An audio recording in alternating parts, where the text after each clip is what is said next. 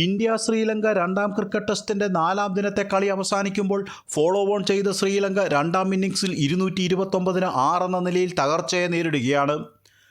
ഇന്ന് 265-ന് 8 എന്ന സ്കോറിൽ 4-ാം ദിന ബാറ്റിംഗ് ആരംഭിച്ച ലങ്കയ്ക്കായി തുടക്കത്തിൽ തന്നെ സോണൽ ദിനുഷ സെഞ്ചുറി നേടിയിരുന്നു.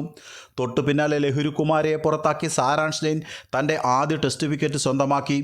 പിന്നീട് ദിനുഷയെ കൂടെ മടക്കി സാരാംശ് ലങ്കയുടെ ഇന്നിംഗ്സ് 290 റൺസിൽ അവസാനിപ്പിച്ചു.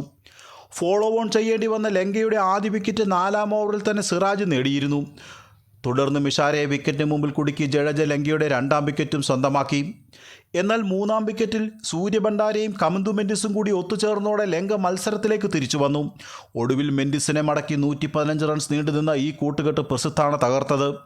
92 പന്തിൽ 2 4ഉം 3 6ഉം ഉൾപ്പെടെ മെൻഡിസ് 55 റൺസ് നേടിയിരുന്നു.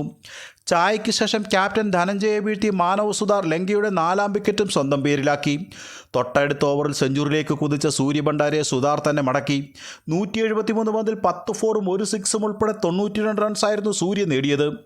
തുടർന്ന് ഡിക്വെല്ലയെ വിക്കറ്റിന് മുമ്പിൽ കുടുക്കി സാരാംശ് ജെയിൻ 6-ാം ലങ്കൻ വിക്കറ്റും വീഴ്ത്തി. ഇന്നത്തെ മത്സരം അവസാനിക്കുമ്പോൾ 37 പന്തിൽ 7 റൺസുമായി ദിനുഷയും 29 പന്തിൽ 3 റൺസുമായി നുവാന്തയുമാണ് ക്രീസിൽ.